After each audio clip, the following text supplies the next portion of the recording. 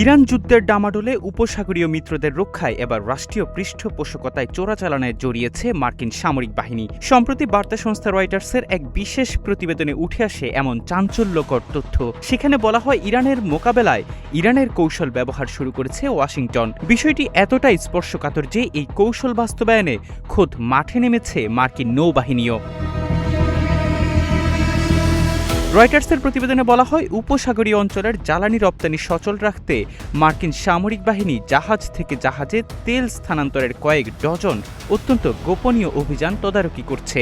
এই অভিযানে আকাশ ও জলপথে ড্রোন এবং হেলিকপ্টার ব্যবহার করে তেলের ট্যাঙ্কার বহরকে অপেক্ষমান বড় ট্যাঙ্কারগুলোর কাছে পৌঁছে দেয়া হচ্ছে।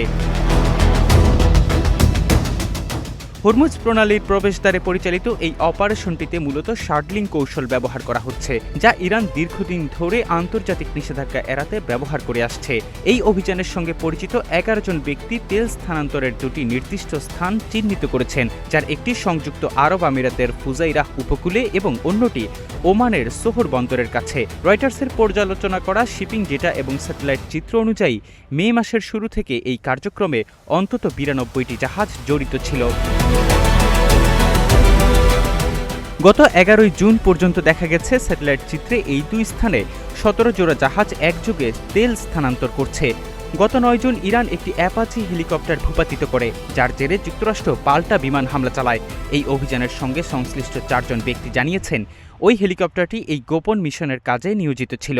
স্যাটেলাইট ইমেজ পর্যালোচনা করে দেখা যায় অ্যাপাচিটি ভূপাতিত হওয়ার দিন সোহর বন্দরের কাছে একটি ছোট এলাকায় 6 জোড়া ট্যাঙ্কার একত্রে অবস্থান করছিল।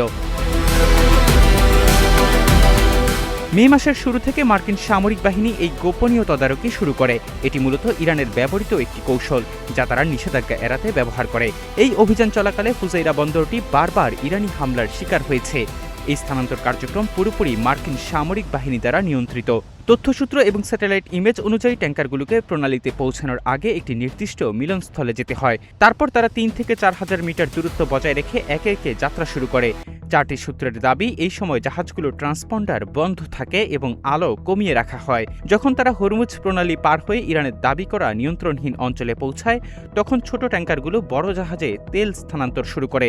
এই প্রক্রিয়া শেষ হতে 24 থেকে 40 ঘন্টা সময় লাগে।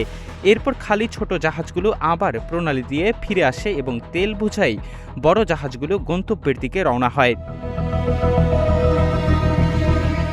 রয়টার্স মে এবং জুনের বেশ কিছু স্যাটেলাইট ইমেজ পর্যালোচনা করে এই প্রক্রিয়ায় উপসাগরীয় দেশগুলোর রাষ্ট্রীয় মালিকানাধীন ট্যাঙ্কার এবং আন্তর্জাতিক জাহাজগুলোর সম্পৃক্ততা দেখেছে।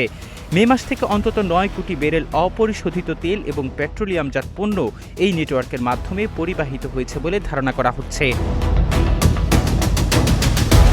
শিপিং রেকর্ড অনুযায়ী এই প্রক্রিয়ার তেল গ্রহণের দিকটি মূলত আন্তর্জাতিক ট্যাঙ্কার অপারেটরদের দ্বারা নিয়ন্ত্রিত। 4টি সূত্রের মতে এই সিস্টেমে যুক্ত হতে ইচ্ছুক অপারেটরদের একটি কঠিন কমপ্লায়েন্স রিভিউ প্রক্রিয়ার মধ্য দিয়ে যেতে হয়। তাদের বাহরাইনে অবস্থিত মার্কিন নৌবাহিনীর কাছে সম্পূর্ণ তথ্য জমা দিতে হয়। অনুমোদন পেলে তাদের নির্দিষ্ট সময়সূচি দেওয়া হয় এবং পুরো যাত্রায় মার্কিন বাহিনীর সঙ্গে যোগাযোগ রাখতে হয়।